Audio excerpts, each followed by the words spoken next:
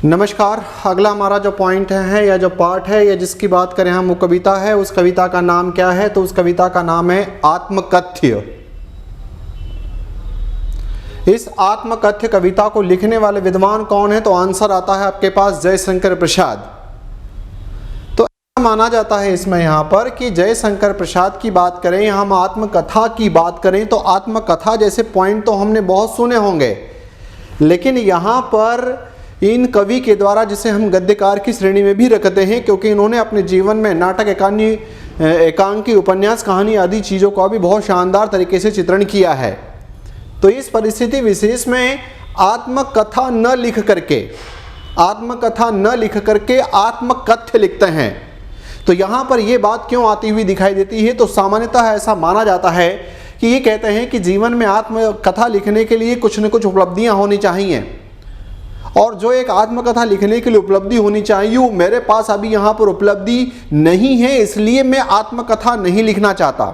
क्योंकि जब यहाँ पर प्रेमचंद के मार्गदर्शन में हंस नामक पत्रिका का विशेषांक तैयार हो रहा था, तो उस समय वहाँ पर इनसे भी चर्चा की गई कि आप उसमें अपनी आत्मकथा लिखो। लेकिन यहाँ पर जयशंकर प्रसाद साहब की विनम्रता ही कहें कि वो वहाँ से उसमें आत्मकथा लिखने से मना कर देते हैं और उसके स्थान पर वो लिखते हैं आत्मकथ्य। तो इसी बात को जिस शानदार तरीके से इस कविता के माध्यम से यहाँ पर बताने का प्रयास किया है, उस कविता से रिलेटेड और जयशंकर प्रसाद से रिलेटेड एक मुख्य बातें क्या हो सकती है उनको अपन एक एक करके यहाँ पर देखते हैं, है ना। तो पॉइंट अपने पास यहाँ पर आता है कि जयशंकर प्रसाद और इनकी रचना का नाम क्या है? तो आत्मकथ्य। ये क्या है? तो एक कविता है, और इस कविता में यहाँ पर अपने जीवन का जो संघर्ष होता है या आम तौर पर उन्होंने यहाँ पर आत्मकथा लिखने से क्यों मना किया, बस इस बात को विनम्रता से पेश करते हुए दिखाई देते हैं। तो चलते हैं यहाँ पर। इसमें सबसे पहला पॉइंट अपने पास यहाँ पर आता है जयशंकर प्रसाद साहब का जन्म का ईयर जो है ये ऐसा ईयर है कि यदि अगर आप लोगों ने पहले ध्यान दिए हैं तो पहले भी यहाँ पर कुछ विद्वानों के नाम का जो जन्म है वो जन्म 1889 में होता हुआ दिखाई देता है। तो अपने को यहाँ पर ये याद रखना है कि इनका जन्म वर्ष क्या है। तो इनका जन्म वर्ष जो है वो है आपके पास 1889। और विशेष करके मैंने एक आध बार पहले भी आपको रिकॉल कराया था कि दो महान पर्सनालिटी हैं, जिसमें एक है आपके पास सर्वपल्ली राधाकृष्णन साहब और एक है आपके पास मौलाना अबुल कलाम आज़ाद साहब। एक की याद में आप शिक्षक दिवस मनाते हो, दूसरे की याद में शिक्षा दिवस मनाते हो। उन दोनों का जन्म वर्ष था 1888 और इनका जन्म है 1889। मतलब यहाँ पर आपके पास की 1889 में इनका जन्म होते हुए दिखाई देता है। मतलब सर्वपल्ली राधाकृष्णन साहब का जो जन्म वर्ष है, या फिर अगर हम यहाँ पर कहें कि मौलाना अबुल आज़ाद कलाम साहब का जो जन्म है उनसे एक साल बाद इनका जन्म है जयशंकर प्रसाद का। और जन्म स्थान कौन सा है? तो आंसर अपने पास आता हुआ दिखाता है वाराणसी, उत्तर प्रदेश का वाराणसी। ठीक, फिर यहाँ से आगे बढ़े। इसमें निधन 1937 में। फिर यहाँ से आगे की तरफ बढ़ते हैं तो ये है कि काशी के प्रसिद्ध क्वींस कॉलेज में पढ़ने गए। अब यहाँ पर ये पॉइंट अपने पास आ सकता है ये कि कौन से कॉलेज में जो है उन्होंने, तो वाराणसी के, काशी के, बनारस के जिस कॉलेज में उन्होंने वहाँ पर पढ़ाई की उसका नाम है क्वींस कॉलेज। तो आपके माइंड में ऐसा आता है कि क्या इन्होंने कॉलेज तक की पढ़ाई की है? तो जब अगर आप आगे देखोगे तो बड़े भौचक्के रह जाओगे। उन्होंने इसमें परंतु स्थितियाँ अनुकूल न होने के कारण 8वीं से आगे नहीं पढ़ पाए। सोचिए, आज आप सभी लोग ग्रेजुएशन या पोस्ट ग्रेजुएशन हैं, लेकिन जिस व्यक्तित्व की, जिस पर्सनालिटी की बात हो रही है, उन्होंने वहाँ पर 8वीं से आगे नहीं पढ़ पाए। तो इसी प्रकार से अगर अपने को यहाँ पर इस पॉइंट को विशेष करके याद रखना है, क्योंकि ये दो चीज़ें हैं, एक कंट्रोवर्शियल पॉइंट में ले जाती है कि क्वींस कॉलेज, तो इट मीन्स यहाँ पर कॉलेज तक की पढ़ाई वाली बात आती हुई दिखाई देती होगी। लेकिन यहाँ पर इनका जो समय है या जहाँ तक वो पढ़ते हुए दिखाई देते हैं वो है 8वीं से आगे नहीं पढ़ पाए। फिर आगे पॉइंट इसमें, बाद में घर पर ही संस्कृत, हिंदी, फारसी आदि भाषाओं का जो है इन्होंने अध्ययन किया। उसके बाद छायावादी काव्य, मतलब यहाँ पर इसमें आने वाले जितने भी विद्वान हैं उसमें यहाँ पर जयशंकर प्रसाद का भी नाम बड़ी दबंगता के साथ यहाँ पर रखा जाता है। तो छायावादी काव्य प्रवृत्ति के प्रमुख कवियों में से एक कवि की अगर हम इसकी बात करते हैं तो वो नाम कौन सा है? तो वो है आपके पास यहाँ पर जयशंकर प्रसाद। बढ़ते हैं यहाँ से आगे। अगला पॉइंट अपने पास इसमें आता है कि प्रमुख काव्य कृतियां कौन सी है। अब ये थोड़ा सा आपके ऊपर प्रेशर जाएगा, है ना, क्योंकि यहाँ जैसे अगर हम बात कर रहे हैं इसमें एक आत्मकथ्य की चर्चा कर रहे हैं, लेकिन उसके साथ साथ में यहाँ पर इनकी जो कुछ रचनाएं हैं, फिर इनके यहाँ पर कुछ नाटक हैं, फिर इनके कुछ कहानी संग्रह हैं, तो उसमें अगर अपन देखें इसमें तो पॉइंट अपने पास आया कि प्रमुख काव्य कृतियां कौन सी हैं। तो उत्तर गया अपने पास यहाँ पर, पहला नाम वो है चित्राधार, दूसरा है आपके पास कानन कुसुम, तीसरा है झरना, चौथा है आंसू, पांचवा है लहर, और एक है आपके पास यहाँ पर कामायनी। और कामायनी तो इस जगत में जो है जबरदस्त तरीके से नाम कमाती हुई दिखाई देती है। और अगर आपको याद हो तो इस रचना पर कोई पुरस्कार भी मिला है। क्या आप उस पुरस्कार का नाम बताने में सक्षम है कि कामायनी पर इनको कौन सा पुरस्कार मिला है? तो आपके पास यहाँ पर आएगा आधुनिक हिंदी की श्रेष्ठतम काव्य कृति मानी जाने वाली कामायनी पर उन्हें मंगला प्रसाद पारितोषिक दिया गया। मतलब इनको जो पुरस्कार मिला है पारितोषिक, इट मीन्स आपके पास यहाँ पर अवार्ड रिवार्ड, उसका नाम क्या है? तो आंसर जाएगा मंगला प्रसाद पारितोषिक, है ना, मंगला प्रसाद पारितोषिक उनको दिया गया है। तो यहाँ पर पर्टिकुलर ये प्रश्न जो है वो अच्छा सा हाईलाइट होता है, इसलिए आप इसमें यहाँ पर चूके नहीं, आप इसमें यहाँ पर चूके नहीं, और आपको इसका आंसर अच्छे से याद रखना चाहिए कि कामायनी नामक ग्रंथ पर जो इन्हें पुरस्कार मिला है वो है मंगला प्रसाद पारितोषिक। फिर यहाँ से आगे बढ़ते हैं तो वे कवि के साथ साथ सफल गद्यकार भी रहे हैं। कवि इट मीन्स कविताओं की रचना की, गद्यकार इट मीन्स कहानी भी लिखे हैं बढ़िया, गद्यकार इट मीन्स यहाँ पर उन्होंने नाटक भी अपने जीवन में बहुत बढ़िया लिखे हैं। तो ये बातें इसमें जो है वो कहीं ना कहीं आती हुई दिखाई देती है ना। तो जब अपने पास यहाँ पर अगर देखें तो उन्होंने कहा कि प्रमुख नाटकों में अगर कुछ नाम आते हैं तो ये नाम जो है आते हुए दिखाई देते हैं, जिसमें एक नाम है आपके पास अजातशत्रु, दूसरा है चंद्रगुप्त, तीसरा है स्कंदगुप्त, और चौथा आपके पास ध्रुव स्वामिनी। उनके फेमस वाले नाटक हैं, उनके फेमस वाले अगर नाटकों की बात करें तो ये नाम आते हैं अजातशत्रु, चंद्रगुप्त, स्कंदगुप्त और ध्रुव स्वामिनी। तो कंकाल, आगे फिर हम यहाँ पर बात करें कहानी संग्रह की, तो कंकाल है, तितली है, इरावती, ये जो है इनके, ये बेसिकली आपके पास 3 पॉइंट इनके उपन्यास हैं, है ना, ये 3 पॉइंट कंकाल, तितली और इरावती इनके उपन्यास हैं। और कहानी संग्रह में अगर अपन देखें तो एक नाम आता है अपने पास आकाशदीप, एक है आंधी और एक है इंद्रजाल। तो रचनाएं तो बहुत सारी हैं, लेकिन क्या हम यहाँ पर इतनी रचनाएं, तो थोड़ा सा बॉक्स बना करके 2-3 पॉइंट जो हैं जो पर्टिकुलर कॉलम में जा रहे हैं उनको याद रखने का प्रयास हम यहाँ पर करेंगे कि प्रमुख नाटक कौन से। तो नाटक ऐसे आते हुए दिखाई दे रहे हैं जैसे कोई इतिहासकारों के नाम हो, अजातशत्रु, चंद्रगुप्त, स्कंदगुप्त और ध्रुव स्वामिनी। फिर यहाँ पर बात है उपन्यास, उपन्यास में कंकाल, तितली और इरावती, उसी प्रकार से आकाशदीप, आंधी, और उसके बाद में आपके पास यहाँ पर इंद्रजाल, ये कहानी संग्रह हैं। बाई चांस इसी में अगर एक प्रश्न पूछ लिया जाए ना तो अपनी गाड़ी गड़बड़ हो जाएगी। वो कह देंगे मान लो चारों रचनाएं लिख दी यहाँ पर जयशंकर प्रसाद की और कह दिया कि निम्नलिखित में से कौन सा जयशंकर प्रसाद का कहानी संग्रह नहीं है, तब लिखा एक आकाशदीप, 2 आंधी और तीसरा जो है वो इंद्रजाल, और चौथा उन्होंने यहाँ से इसमें से कोई लिख दिया, या फॉर एग्जाम्पल के लिख दिया इसमें आंसू, तो आंसू जो है कहानी संग्रह नहीं है। या यहाँ से उठाकर लिख देना स्कंदगुप्त, स्कंदगुप्त जो है एक नाटक है, ध्रुव स्वामिनी एक नाटक है, चंद्रगुप्त एक नाटक है, अजातशत्रु एक नाटक है, न कि आपके पास यहाँ पर कहानी संग्रह है। तो क्वालिटी वाला एक प्रश्न जब अगर यहाँ से छूटता है मंगला प्रसाद पारितोषिक से, तो फिर अगला इन 3 में से आपके पास कि या तो उनका नाटक या फिर उनका उपन्यास या फिर उनका कहानी संग्रह वाला पॉइंट अपने पास इसमें आ सकता है। तो थोड़ा सा इसको यहाँ पर फोकस में लेकर के देखें या फोकस में लेकर के इसको चलना प्रयास करें। फिर यहाँ से इसमें आगे की तरफ अगर चलें तो अगला पॉइंट अपने पास यहाँ पर आता है, वो ये है कि प्रसाद का साहित्य जीवन की कोमलता, माधुर्य और ओज, मतलब प्रसाद का जो साहित्य जीवन है उसमें माधुर्य की बात है, उसमें ओज की बात है, और उसमें जो है वहाँ पर कहीं न कहीं कोमलता की भी बात होती हुई दिखाई देती है इनके साहित्य में। जनरल सेंटेंस हैं। कविता की प्रमुख विशेषताएं क्या है? इट मीन्स इन्होंने जो कविताएं लिखी है उसकी प्रमुख विशेषताएं क्या हैं? तो उन्होंने छायावाद कविता की अतिशय काल्पनिकता, छायावाद कविता की अतिशय काल्पनिकता, सौंदर्य का सूक्ष्म चित्रण, प्रकृति प्रेम, देश प्रेम और शैली की लाक्षणिकता को कहीं ना कहीं इन्होंने इसमें उल्लेखित किया है। फिर आगे, और ये ड्रीम का प्रश्न, मेरे प्यारे दोस्तों, चाहे आप यहाँ पर इनके नाटक भूल जाएं, चाहे इनके कहानी संग्रह भूल जाएं, उपन्यास भूल जाएं, इनकी काव्य कृतियां भूल जाएं, लेकिन इस पॉइंट को थोड़ा सा यहाँ पर 2 या 3 पॉइंट आएंगे, उन दोनों तीनों पॉइंट को आप अच्छे से याद रखना। 100% यहाँ से संभावना बनती कि अपने को प्रश्न मिल सकता है।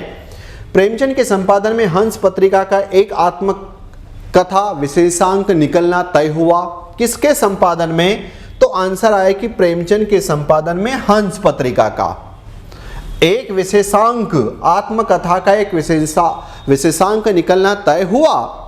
तो कुछ बुद्धिजीवी वर्ग, कुछ यहाँ पर इनके साथी दोस्त यार, वो कहने लगे यार कि प्रेमचंद के संपादन में एक हंस नामक आत्मकथा विशेषांक निकल रहा है, तुमने भी अपने जीवन में बहुत कुछ कमाया है, दोस्तों का ऐसा मानना है, तो बोले तुम भी अपनी आत्मकथा लिखो।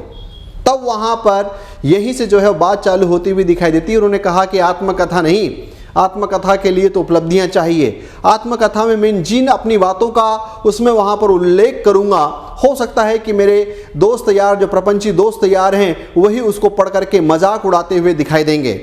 तो मैंने यहाँ पर अभी इस प्रकार का कोई काम या मैंने इस प्रकार की कोई उपलब्धियां अर्जित नहीं की जिसकी वजह से मुझे आत्मकथा यहाँ पर लिखना चाहिए। उसी की कड़ी के रेफरेंस में जो टाइटल आता हुआ दिखाई दिया वो है आत्मकथ्य, है ना। तो का एक आत्मकथा विशेषांक निकलना तय हुआ। प्रसाद जी के मित्रों ने आग्रह किया कि वे भी आत्मकथा लिखे। प्रसाद जी इससे सहमत नहीं थे। इसी असहमति के तर्क में, ये वाला भी अपने लिए यहां पर पॉइंट है, इसी असहमति के तर्क से पैदा हुई कविता है और उस कविता का नाम क्या है? आत्मकथ्य। आत्मकथा लिखने की असहमति के तर्क में जिस एक कविता का जन्म जयशंकर प्रसाद जी के द्वारा किया गया वो नाम क्या है? तो वो रचना है आपके पास आत्मकथ्य। यह कविता पहली बार, यह है प्रश्न, यह कविता कौन सी आत्मकथ्य कविता पहली बार सन 1932 में हंस आत्मकथा विशेषांक में प्रकाशित हुई थी? ये प्रश्न आपको 100% आने की संभावना है कि आत्मकथ्य कविता का प्रकाशन सर्वप्रथम कब हुआ, पहली बार कब हुआ? तो उत्तर देना पड़ेगा 1932 में।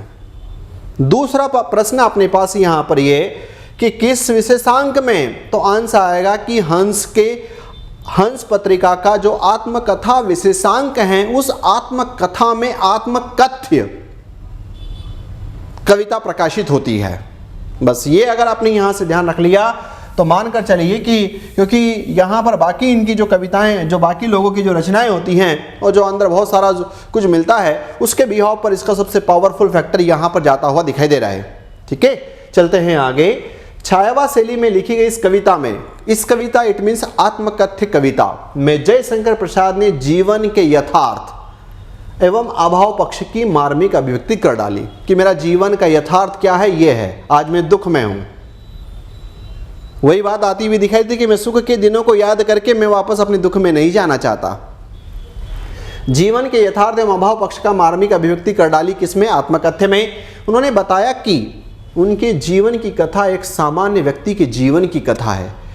अर्थात तो कहते हैं कि मैंने जीवन में इस प्रकार की कोई उपलब्धियां अर्जित नहीं की जिसकी वजह से तुम और ये सब बाकी लोग ये कह रहे हैं कि एक काम कर यार जयशंकर प्रसाद, तू भी आत्मकथा लिख दे। बोले मेरे पास ऐसा कुछ है ही नहीं, मैं तो एक जो आम नागरिक है, जो जीवन की कथा है उसी प्रकार से मेरी भी जीवन की कथा है।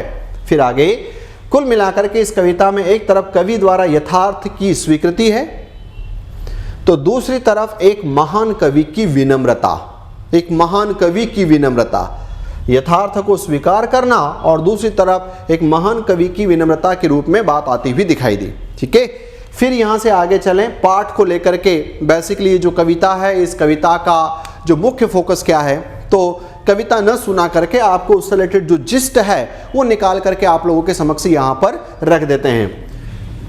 इस पाठ का, इस कविता का, इट मीन्स आत्मकथ्य कविता का मुख्य फोकस क्या है? व्यक्ति के जीवन की निजी यादें और पीड़ा सभी के लिए साझा करने योग्य नहीं होती, ये इन्होंने यहाँ पर लिखा है इसमें।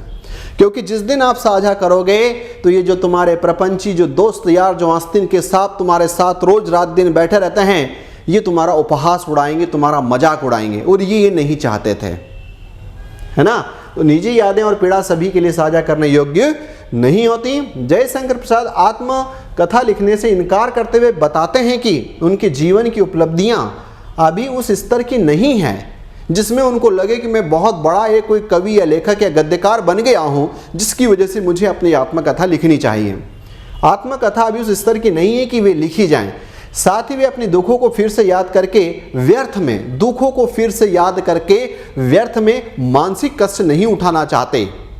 इट मीन्स यहाँ पर अतीत की स्मृतियों को और जो है इस मानस पटल पर ला करके अपने आप को जो है और दुविधा की स्थिति में, असमंजस की स्थिति में नहीं ले जाना चाहते। इसलिए मैं आत्मकथा नहीं लिखता, है ना।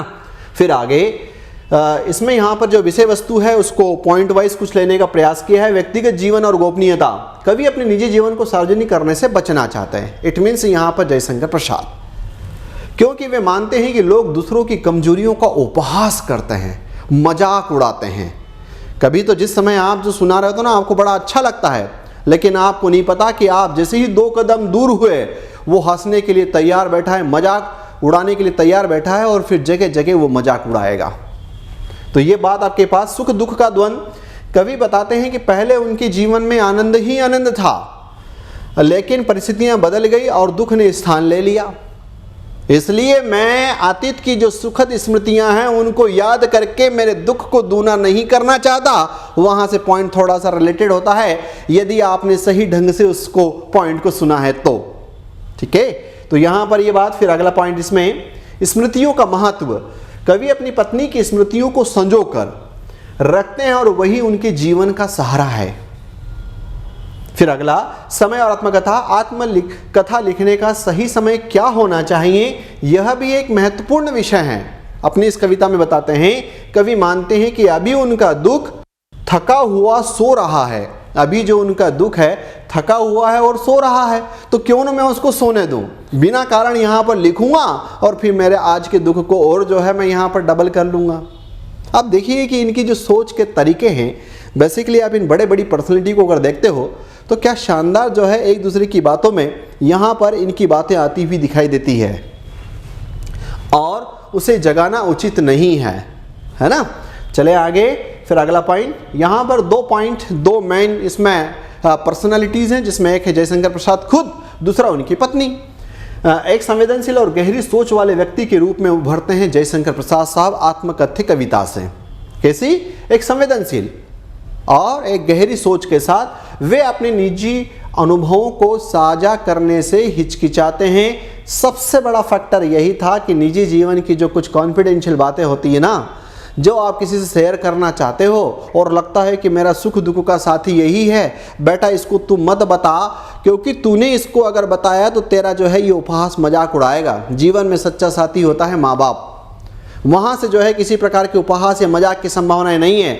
लेकिन जो आजकल के जो सतही फ्रेंडशिप और इस प्रकार के जो दोस्त यार होते हैं, उनको अगर सुना दिया तो बाद में उसी तेरी कमजोरी का मजाक इतना धुआंधार तरीके से उड़ाएगा कि समझ में आएगा कि इसको मैंने मेरे जीवन की चीज़ें कहाँ बता दी। कवि की पत्नी कवि के लिए प्रेरणा और स्नेह का स्रोत है।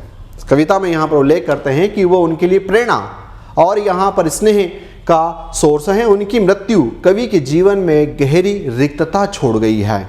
कवि की, इट मीन्स यहाँ पर जयशंकर प्रसाद साहब की पत्नी की जो मृत्यु है वो जीवन में एक गहरी रिक्तता छोड़ती हुई दिखाई देती है। इसका इसमें यहाँ पर कहीं ना कहीं उल्लेख है।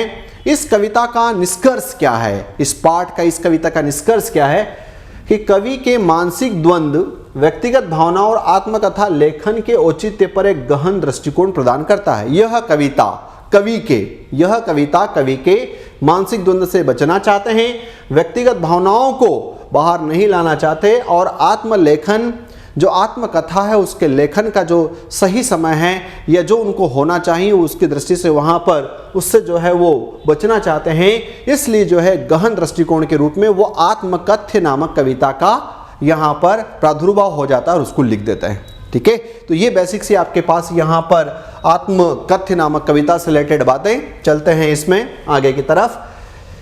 प्रश्न नंबर 1, जयशंकर प्रसाद का जन्म किस वर्ष हुआ था? 1885 में, ए 1889 में, बी 1895 में, सी और 1901 1901 में। तो अभी अपन ने यहाँ पर देखा कि सर्वपल्ली राधाकृष्णन साहब और मौलाना अबुल कलाम आजाद साहब के जन्म के 1 वर्ष बाद, उनका जन्म हुआ था 1888 में, इनका जन्म होता है 1889 में। तो इसका आंसर अपने पास यहाँ पर क्या जाएगा, वो पॉइंट आपके पास है इसमें 1889, बिल्कुल सही जवाब। नेक्स्ट क्वेश्चन, जयशंकर प्रसाद का जन्म किस शहर में हुआ था? ए लखनऊ उत्तर प्रदेश, बी प्रयागराज इलाहाबाद उत्तर प्रदेश, सी वाराणसी काशी बनारस उत्तर प्रदेश, और 4 आपके पास डी पटना बिहार, बिल्कुल सही जवाब। इसका उत्तर जाएगा वो क्या है, वाराणसी काशी बनारस में जो है इनका जन्म होता है। तो आंसर अपने पास है यहाँ पर सी, सही जवाब। नेक्स्ट पॉइंट, जयशंकर प्रसाद को कामायनी के लिए कौन सा पारितोषिक मिला, कौन सा इनको पुरस्कार मिला है? ये ड्रीम का प्रश्न है। नंबर 1, यदि आत्मकथ्य कविता का प्रकाशन वर्ष और उसकी पत्रिका जिसमें वो प्रकाशित होती है वो नहीं पूछा, तो फिर ये प्रश्न इसमें यहां पर पूछेंगे। तो ज्ञानपीठ पुरस्कार इनको मिला है, या फिर इनको मंगला प्रसाद पारितोषिक मिला है, या साहित्य अकादमी पुरस्कार मिला है, या भारत भारती पुरस्कार मिला है? तो इसका आंसर अपने पास यहां पर जाता है वो है मंगला प्रसाद पारितोषिक। ठीक है, तो आंसर अपने पास यहां पर जाएगा वो है बी वाला point. Next point, Jaishankar Prasad किस काव्य कृति से जुड़े हुए हैं? क्या ये रहस्यवाद से जुड़े हुए थे, प्रगतिवाद से जुड़े हुए थे, या नई कविता से जुड़े हुए थे? तो छायावाद के मुख्य विद्वानों में इनका नाम भी पहली पंक्ति के विद्वानों में आता हुआ दिखाई देता है। बिल्कुल सही जवाब। इसका आंसर अपने पास यहां पर क्या जाएगा, तो वो पॉइंट अपने पास है यहां पर बी। नेक्स्ट पॉइंट, कामायनी किस प्रकार की रचना है? अब जनरली जैसे अगर अपन देखेंगे आत्मकथ्य नामक रचना की हम यहाँ पर बात कर रहे हैं, क्या ये कामायनी किस प्रकार की रचना है? कि महाकाव्य, खंड काव्य, उपन्यास, कहानी संग्रह, आख्यान, गीतियाँ, नाटक, उपन्यास, क्या है ये? क्या इसमें यहाँ पर ही प्रश्न आने की संभावना है? तो आंसर तो है कि नहीं, पर एक रेगुलर वाला था इसलिए इसकी यहाँ पर चर्चा कर दी गई कि आमतौर पर एक ये महाकाव्य का हिस्सा होता हुआ दिखाई देता है, एक बड़ी कविता के रूप में नाम यहाँ पर आता है, और इसलिए इसकी चर्चा कर ली है कि मंगला प्रसाद पारितोषिक पुरस्कार भी जो है इसको मिलता हुआ दिखाई देता है, इसलिए इसकी चर्चा कर, और इसका उत्तर अपने पास यहां पर क्या है, तो answer A. Next question, Jaishankar Prasad की प्रमुख काव्य कृतियां कौन सी नहीं हैं? काव्य कृतियां है ना, इस पर थोड़ा सा गौर करना कि नाटक, कि उपन्यास, कि कहानी संग्रह, कि काव्य कृतियां, कि कविताएं। ए लहर हैं हाँ, आंसू हैं हाँ, कानन कुसुम है, मधुशाला नहीं। बताओगे क्या कि मधुशाला किसकी रचना है? क्योंकि अभी तक तो आपने कई बार इस प्रकार के नाम जो हैं वो पढ़ रखे होंगे, और मुझे लगता है यहाँ पर कहीं न कहीं ऐश्वर्या राय के जो है वो, या ऐश्वर्या राय के जो हस्बैंड साहब हैं अभिषेक बच्चन साहब, उस फैमिली से रिलेटेड नाम आता है इसमें। तो कमेंट बॉक्स में कमेंट लिख करके दें कि मधुशाला को लिखने वाले विद्वान कौन है ना, क्योंकि मधुशाला विशेष करके कभी कभी आपको भी आवश्यकता पड़ती होगी। चलते हैं अगले प्रश्न की तरफ। जयशंकर प्रसाद के कौन सा नाटक नहीं है? इट मीन्स यहाँ पर इन्होंने अजात शत्रु लिखा हाँ, चंद्रगुप्त लिखा हाँ, स्कंदगुप्त लिखा हाँ, ध्रुव स्वामिनी लिखा हाँ, पर पृथ्वीराज रासो इनकी रचना जो है वो नाटक नहीं है, इनका नहीं, इनका है ही नहीं वो। अभी तो इसमें से यहाँ पर कोई ऑप्शन आ जाता कहानी वानी का तो बात अलग है, लेकिन नाटक भी इनका नहीं है। और पृथ्वीराज रासो किसका है, ये भी जो है कमेंट बॉक्स में आपसे उत्तर चाहूंगा कि आप इसमें जरूर यहाँ पर लिखें कि ये रचना लिखने वाले विद्वान कौन है। नेक्स्ट पॉइंट, जयशंकर प्रसाद की प्रमुख कहानी संग्रह कौन सी है? ए आकाशदीप, बी गोदान, सी पथ के साथी, और डी मानसरोवर। गोदान है नहीं, पथ के साथी है नहीं, मानसरोवर है नहीं। इनका प्रमुख कहानी संग्रह, ऐसे जो है अपने को इसमें यहाँ पर फोकस करना है, और इसका उत्तर क्या जाएगा, तो प्रमुख कहानी संग्रह इनका क्या है, तो उत्तर है अपने पास यहाँ पर आकाशदीप। अगला प्रश्न, जयशंकर प्रसाद की प्रारंभिक शिक्षा कहाँ हुई? ए इलाहाबाद विश्वविद्यालय, सी लखनऊ, डी बनारस, और बी आता है आपके पास क्वींस कॉलेज वाराणसी। यस, लेकिन बहुत अच्छी स्थिति न होने के कारण 8वीं के बाद वो आगे की पढ़ाई नहीं कर पाए, है ना। एनसीईआरटी डेटा बताता है आमतौर पर बड़ा विचार आता है। और क्लास क्या, तो आंसर आया इसमें यहाँ पर 8th, है ना। विचार करने लायक बात तो है इसमें। नेक्स्ट पॉइंट, जयशंकर प्रसाद का कौन सा उपन्यास नहीं है? दोनों बातें हैं। क्या इसमें यहाँ पर तितली, कंकाल, लीलावती, चूंकि नाम ही इसमें यहाँ पर ऐसा आया है जिसको आपने 1760 बार पहले पढ़ लिया होगा, और इसलिए आपको इसमें यहाँ पर पता है कि गबन इनका उपन्यास नहीं है। ये किनका है ये आप अच्छे से जानते हो, जिनको आप यहाँ पर मुंशी प्रेमचंद के नाम से जानते हैं, वो इसमें यहाँ पर हैं। ऑप्शन यहाँ ध्यान रखना कि कभी कभी हो सकता है यहाँ पर कोई काव्य कृति लिख दे, ये हो सके यहाँ पर अगर उपन्यास पूछा है तो यहाँ पर नाटक का नाम लिख दे, तब आपके लिए कन्फ्यूजन न हो जाना, तब लगेगा और चारों रचनाएं तो इनकी, हाँ पर उपन्यास नहीं है। इस बात पर थोड़ा सा प्रश्नों को पढ़ करके एक प्रॉपर तरीके से जो पिंक पॉइंटेड करना होता है उसका एक अलग ही अंदाज या नज़ारा होता है। अगला पॉइंट, जयशंकर प्रसाद का साहित्य किन विशेषताओं के लिए जाना जाता है? कोमल और माधुर्य, हाँ। शक्ति और ओज, हाँ।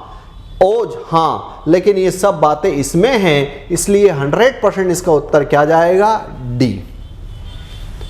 इसलिए थोड़ी सी मानसिकताएं प्रश्न को लगाने के दौरान आप इस बातों का भी विशेष करके ध्यान रखिएगा कि बड़ी हड़बड़ाहट में जल्दी से उत्तर न लग जाएं, है ना, क्योंकि यहाँ पर जब अगर आप बात करते हो तो ये चौथा ऑप्शन एक ऐसा ऑप्शन था जिसमें यहाँ पर ऊपर की तीनों विशेषताएं उसमें आ रही है, इसलिए जो है इसका सटीक आंसर यहाँ पर क्या जाएगा?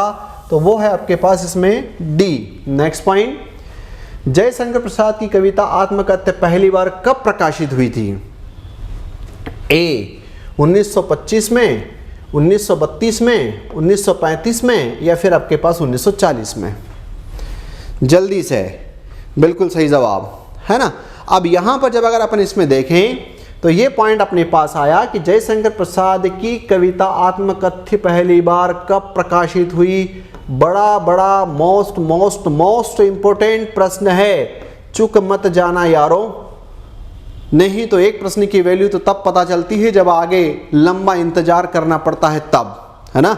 तो पॉइंट अपने पास यहाँ पर आया कि इसका आंसर क्या है? बिल्कुल सही, इसमें 1932 में। कब? जब हंस नामक पत्रिका का विशेषांक निकलता है। लेकिन ये कठिन तो तब हो जाएगा कि जब यहाँ पर ऐसा प्रश्न पूछ ले कि जयशंकर प्रसाद की कविता आत्मकथ्य हंस नामक पत्रिका के आत्मकथा विशेषांक में सन 1932 में प्रकाशित हुई। उस समय हंस पत्रिका का संपादन किसके हाथ में था? अगला और बड़ा ही वैल्यूबल क्वालिटी वाला प्रश्न, इसलिए जो है आप थोड़ा सा इस पर यहाँ पर फोकस करें और आप इसको जो है ध्यान कहीं ना कहीं रखें। चलते हैं अगले पॉइंट की तरफ। अगला प्रश्न, आत्मकथ्य कविता की रचना जयशंकर प्रसाद ने किस संदर्भ में की थी? ए प्रेमचंद द्वारा संपादित हंस पत्रिका के आत्मकथा विशेषांक के लिए। अच्छी लाइन है, याद कर लेना।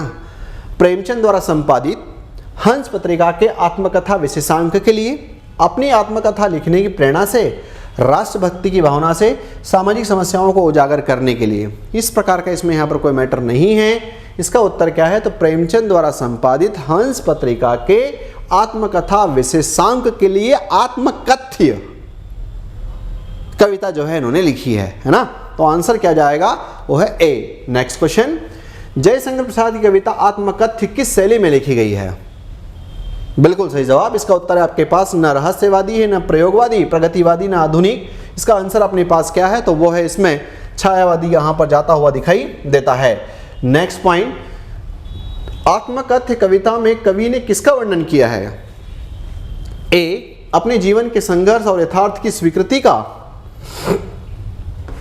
केवल प्रकृति प्रेम, ऐतिहासिक घटनाओं का वर्णन, आत्मकथा के महत्व पर विचार, अपने जीवन के संघर्ष और यथार्थ की स्वीकृति को इसमें यहां पर विवेचित करते हैं। तो आंसर अपने पास है ए। नेक्स्ट पॉइंट, कवि जयशंकर प्रसाद आत्मकथ्य लिखने से क्यों बचना चाहता है? मतलब कवि जो है इसमें यहां पर क्यों बचना चाहते थे? ए क्योंकि वह प्रसिद्ध नहीं है, बी क्योंकि उनके जीवन में अभाव और दुर्बलताएं नहीं है, क्योंकि वह अन्य कार्यों में व्यस्त है, क्योंकि उसे आत्मकथा लिखना नहीं आता, क्योंकि उनके जीवन में अभाव और दुर्बलताएं रही है और ये चाहते हैं कि ये बातें मैं दुनिया को बता करके मैं जो है अपने आप में यहाँ पर उपहास का पात्र नहीं बनना चाहता, है ना। तो आंसर इसमें यहां पर क्या है, वो है इसमें बी। नेक्स्ट क्वेश्चन, अभी समय भी नहीं से कवि जयशंकर प्रसाद का क्या आशय है? वे अन्य जरूरी कार्य करने हैं, आत्मकथा सुनाने से उसके पुराने घाव हरे हो जाएंगे, उसे आत्मकथा सुनाने में रुचि नहीं है, वह आत्मकथा को महत्व नहीं देना चाहते। तो ये जो है इसमें यहाँ पर नहीं है। आत्मकथा सुनाने से उनके जो पुराने घाव हैं वो हरे हो जाएंगे और उनको वो हरे नहीं करना चाहते, इसलिए अभी समय नहीं है। नेक्स्ट पॉइंट 18, आत्मकथा के संदर्भ में कवि जयशंकर प्रसाद का मुख्य विचार क्या है? ए, आत्मकथा प्रेरणादायक होना चाहिए, हर किसी को आत्मकथा लिखनी चाहिए, आत्मकथा केवल महान व्यक्तियों को लिखनी चाहिए, आत्मकथा कल्पनात्मक होनी चाहिए। स्पष्ट रूप से उन्होंने यहाँ पर बताया है कि जो है मेरे जीवन में ऐसी कोई उपलब्धियाँ नहीं हैं जो मैं यहाँ पर इसको लिखूं, और इसलिए मेरी आत्मकथा को पढ़ने से लोगों को ऐसा कोई मोटिवेशन नहीं मिलेगा, प्रेरणादायक इसमें यहाँ पर ऐसा कुछ भी नहीं है, तो इसलिए मैं जो है इसमें यहाँ पर लिखना नहीं चाहता, है ना। तो पॉइंट है कि आत्मकथा प्रेरणादायक होनी चाहिए, ऐसा उन्होंने यहाँ पर इसमें बताने का प्रयास किया। चलते हैं नेक्स्ट पॉइंट की तरफ। 19 नंबर, पाथे शब्द का अर्थ क्या है?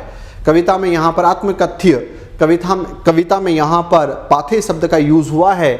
यात्रा में मिलने वाला संबल, ए, बी प्रिय वस्त्र, सी एक प्रकार का भोजन, और डी संगीत का एक प्रकार। तो ये जो है आपके पास इसमें क्या है, यात्रा में मिलने वाला संबल। पाथे शब्द का जो मीनिंग है वो है यात्रा में मिलने वाला संबल। ठीक है, चलते हैं नेक्स्ट की तरफ। अगला 19, स्मृति को पाथे बनाने से कवि जयशंकर प्रसाद का क्या आशय है? स्मृति को पाथे बनाने से वह यादों के सहारे अपने जीवन की कठिनाइयों को दूर कर रहे हैं, वह अपनी यादों को भूल जाना चाहते हैं, वह अपनी यादों को दूसरों के साथ साझा कर रहे हैं, वह अपनी यादों को लिख रहे हैं, वह यादों के सहारे अपने जीवन की कठिनाइयों को दूर कर रहे हैं। स्मृति को पाथे बनाने से, यहाँ पर इस संदर्भ में इसका सटीक उत्तर क्या जाएगा? पॉइंट अपने पास है इसमें ए। नेक्स्ट क्वेश्चन, कवि जयशंकर प्रसाद आत्मकथा न लिखने का कौन सा कारण नहीं बताते हैं?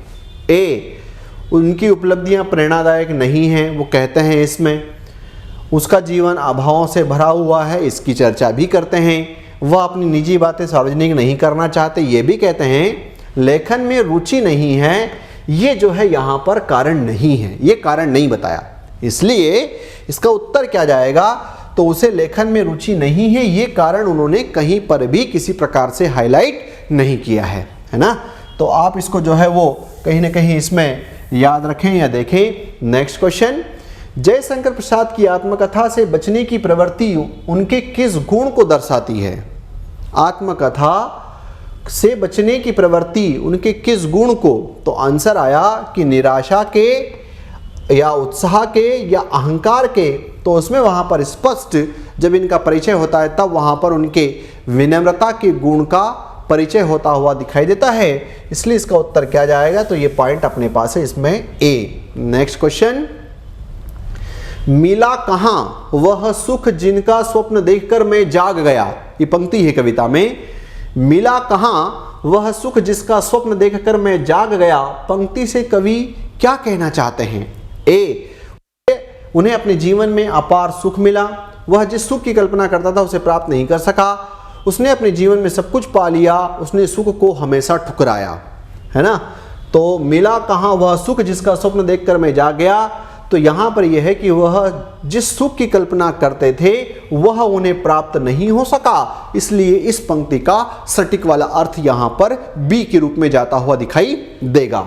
ठीक है, चलते हैं यहाँ से अगले प्रश्न की तरफ। अगला, आलिंगन में आते आते, आलिंगन मतलब स्नेह, आलिंगन में आते आते मुस्कुरा कर मतलब मुस्कुरा कर के भाग गया, ये पंक्ति है, से क्या अभिप्राय है? कवि की प्रियतमा उनके पास आकर दूर चली गई। आलिंगन में आते आते, पास गले लगने के साथ साथ जो है उनसे दूर चली जाती है।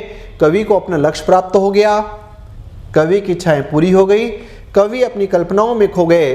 तो आंसर है कि कवि की प्रियतमा उनके पास आकर दूर चली गई। तो आंसर इसमें यहां पर क्या जाएगा, तो इसका सटीक उत्तर है आपके पास इसमें ए। ठीक है, नेक्स्ट पॉइंट 25, जिसके अरुण कपोलों की मतवाली सुंदर छाया। कभी प्रश्न ऐसा भी आ सकता है कि ये पंक्ति किस कवि की है। जिसके अरुण कपोलों का मतवाली सुंदर छाया में पंक्ति का क्या तात्पर्य है। कवि की प्रियतमा के कपोल इट मीन्स गाल लालिमा लिए हुए थे और बहुत सुंदर थे। आंसर है कि हाँ। इस पंक्ति का सटीक मीनिंग यहाँ पर यही है, उषा की सुंदरता का वर्णन नहीं, कवि चंद्रमा की चांदनी का वर्णन कर रहा है नहीं, कवि किसी देवी की स्तुति कर रहा है नहीं। इसका सटीक आंसर क्या है, तो वो है कवि की प्रियतमा के कपोल लालिमा लिए हुए थे, ये इसका सटीक आंसर है। नेक्स्ट क्वेश्चन, उज्जवल गाथा कैसे गाऊं मधुर चांदनी रातों की। ये पंक्ति किस कवि की है, किस कविता से उठाई गई है। ये भी क्वालिटी वाली जो अभी आखिरी की जो 3-4 पंक्तियां बताई, थोड़ा सा फोकस देने का प्रयास करें। उज्जवल गाथा कैसे गाऊं मधुर चांदनी रातों की से कवि का क्या आशय है। कवि अपने मधुर अतीत को सभी के सामने व्यक्त नहीं करना चाहते, बिल्कुल अतीत की जो सुखद स्मृतियां हैं वो सभी के सामने व्यक्त करना नहीं चाहते 100%। कवि को अपने अतीत पर गर्व है, कवि अपने दुखद अतीत को याद कर रहा है, कवि अपने जीवन की घटनाओं को भूल जाना चाहता है, ये इसका यहाँ पर नहीं। तो सटीक आंसर क्या जाएगा, ये है इसमें यहाँ पर ए। नेक्स्ट क्वेश्चन, मधुर चांदनी रातों का प्रतीकात्मक अर्थ क्या हो सकता है। ए, कवि के जीवन की कठिनाइयां, कवि के जीवन के मधुर और प्रेमपूर्ण क्षण, कवि के जीवन की असफलताएं, कवि के जीवन का अंधकार। तो इसका उत्तर जाएगा कवि के जीवन के मधुर और प्रेमपूर्ण जो क्षण है उसको यहां से कनेक्टेड किया है। ठीक है, तो इसका उत्तर क्या है, वो है आपके पास बी। नेक्स्ट पॉइंट, आत्मकथ्य कविता की भाषा की कौन सी विशेषता नहीं है। नहीं, सरल खड़ी बोली का प्रयोग है, हाँ। अनुप्रास अलंकार आता है, हाँ। मानवीकरण अलंकार का 1-2 जगह प्रयोग है, हाँ। लेकिन तद्भव शब्दों का इन्होंने अधिक प्रयोग किया है, ये जो है इसका उत्तर नहीं है। ठीक है, तो आंसर अपने पास यहां पर क्या जाएगा, तो इसका उत्तर है इसमें सी।